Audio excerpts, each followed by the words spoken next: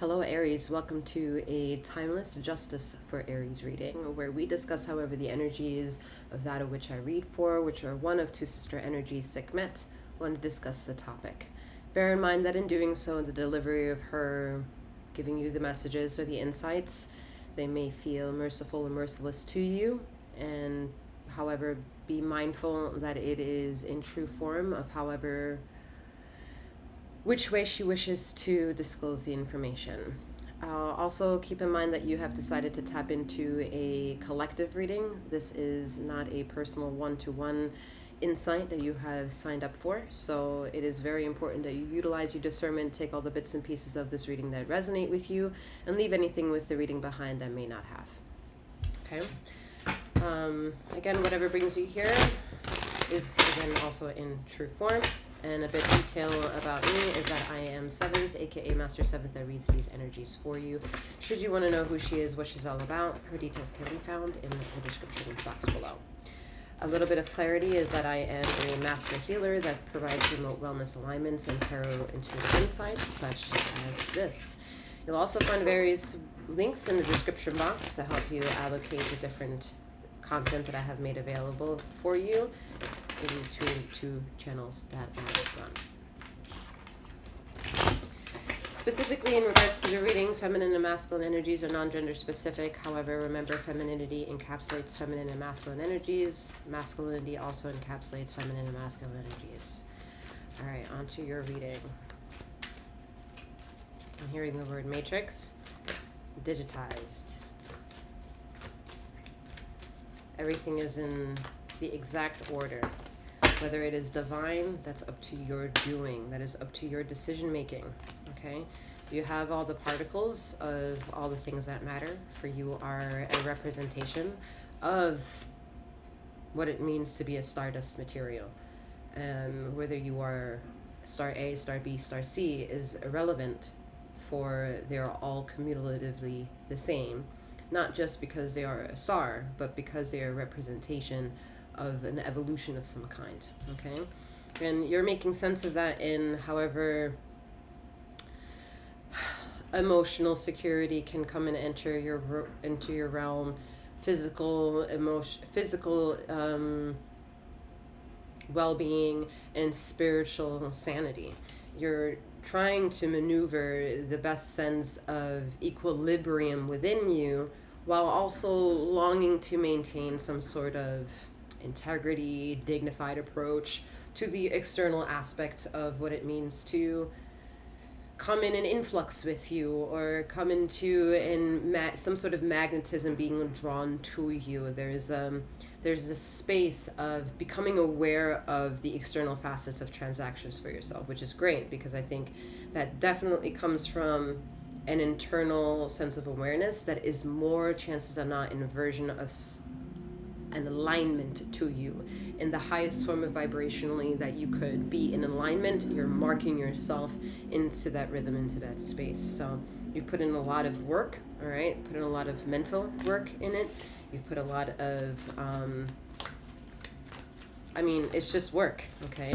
Whether that work is indicative to going outside and actually bringing money in, or work for family structure, or work for equilibrium, or for mental sanity, work for detoxification of the mind, physical and spiritual body. You're putting in the work, okay? And however the work is being done is, it's almost irrelevant to figure out whether or not you are aware of these subtle changes of yourself or not. What will be more important is the judgment for these subtle activities, these subtle, maybe subliminal, subconscious changes of alignment, because they will perpetuate the ego that at one point to catch on as to your internal processes of evolution of the self. Okay, so there's a lot of internal, external checkpoints that you are working on finiting, passing, and I'm hearing collecting money on your checkpoints. When you pass go, you collect $200 like Monopoly. This is the second time that I see the Justice card being flipped over in the deck. So I feel like, again, whether it's you're in an alignment or not is more or less the having to do with the feedback of credibility that you will acknowledge, whether of your emotional, physical, and spiritual self, okay? And how those interactions interchange with one another, how it's by itself, how is the emotional with the physical, how is the emotional with the physical and the spiritual, how is the spiritual with the physical, and how is the spiritual with the physical and emotional, and all those multi-faceted ways of pretty much self-identity, right? And this identity doesn't have to be labeled. It has to be felt, expedited in a form of a flow, okay?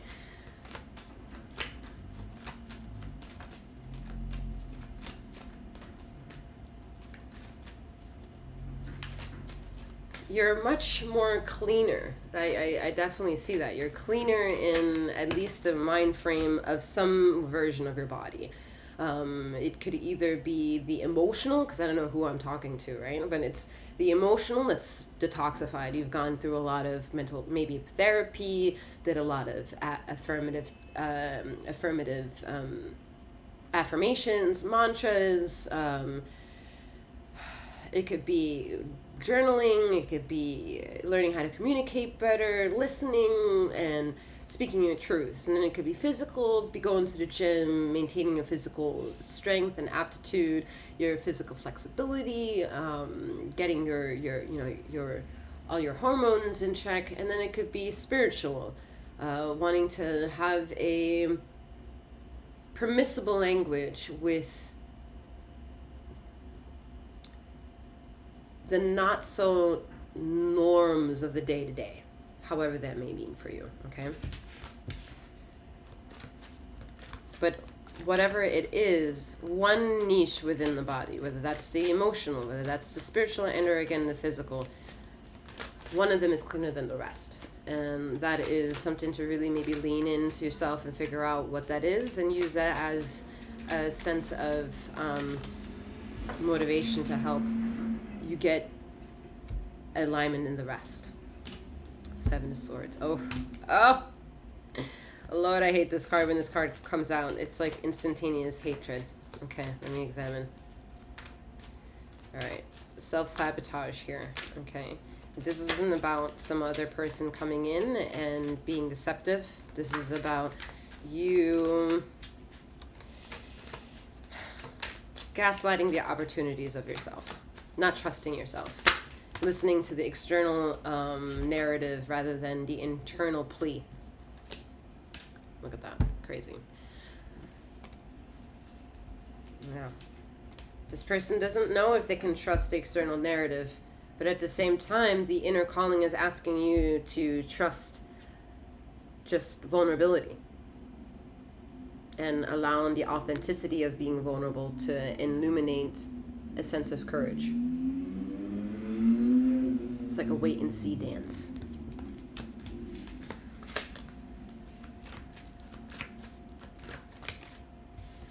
There's a lot of forces for someone out there that feels the pressure of society, okay? Then this is the best way to heal. This is the way to sit in a yoga pose. This is the way to eat and detox. 8 cups of water. Yaman mantras, 108 cycles, 144. Like there's so many things that you could be inundated with and be like, this is the way, this is the way, this is the way. But it's not feeling like the way for you, so you should listen to that. You should listen to that. Listen to the flow within you. And if the flow within you is against the flow of external of you, then trust the direction the inner flow is asking you to go. However that force is asking you to go, whether that's fury, being angry at the fact that everything externally is so loud and not in alignment with you, and using that fury to intellectualize the possibility of other, and taking that other and making that make manifest for yourself, because it's not something that you can't do, it's something you've already done. And in that position that you've done it already, it is a notion of energy. Once you pivot the one that you don't want to the energy of the other, all the energy that no longer can go there will automatically go in the other. And so you have resources unbeknownst to you that are anticipatory of your song and dance. your walk of authenticity, your walk of newness, your walk of evolution is there. And it's all about pivot. It's all about projection. It's all about perception. It's all about the consciousness and cleaning it and detoxing it. And you're afraid, but you're also perhaps feeling obligatory to make sense of these internal physical feelings, because the symptoms is a lot. It's a lot. It's guttural, all right? And it's really,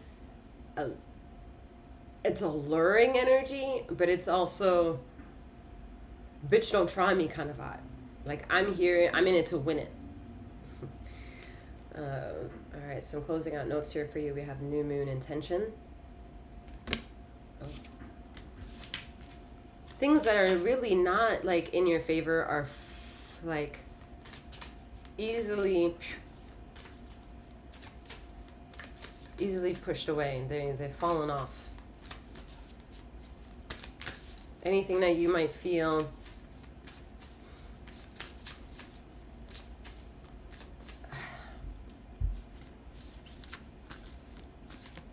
the mind is hard to master, yeah? But at the same time, it's the master of who you are. So to become aware of that song and dance is to realize that sometimes when the mind is inundated with trauma, it takes a lot more patterns once that trauma recognizes it no longer has to traumatize itself, to reclaim its sense of self, its sense of integrity, and to no longer send the signals of, bitch, I'm traumatized. That takes a while. That's where, mantras help, affirmations help, the cycles of repetition help. And in the positive, it's almost harder, quote unquote, to achieve, because there's a lot of mental focus that's required to say the same thing and to affirm it and to bring that tonality forth at all times is harder than, let's say, misery, right? The miserable things have an easier time to feel rooted and anchored and begrudgingly do not want to learn to remove themselves or not want to give you pain signals. Okay, so how do we master one, identifying, right? And the identifying factor of the well-being could be on emotional, physical, and spiritual wellness within yourself, and that can help the mind figure out a way to detox in certain ways. What is the safest way out of misery? And when you reach it, there's a level of tranquility that is untouchable. And when that's untouchable, that right there, it needs to be a cyclical cycle. And that cyclical cycle will also be trauma induced by memory. And when that's trauma induced by memory, the mind may still portray in some months, sometimes in worst case scenarios, years, how to really like calm down the triggering aspect and your fight or flight emotional response to a once upon a time old traumatic memory. It takes time. That time, however, is completely irrelevant to what you think time is. Sagittarius joy.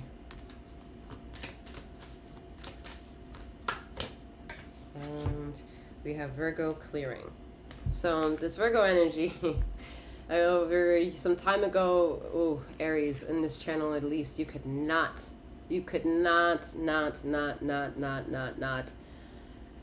get away from Virgo energy. And it seems as though you haven't gone away from the energy, yet you've understood the detox, the clearing, the requirement, the lessons, the space, the consensual measurements of this is the line, don't cross this line. Intuitive dance, intuitive knowing, intuitive challenge of also not knowing. That's all Virgo energy coming through and saying, yeah, we're coming down and making sense of this all. So it's an undeniable force of relationship with Virgo energy. All right, take on these images however they may speak to you. With that being said, Aries, I'm wishing you a wonderful morning, noon, or night, wherever you are in the ether of this time and space, and may you keep flowing, growing, and glowing. Take care.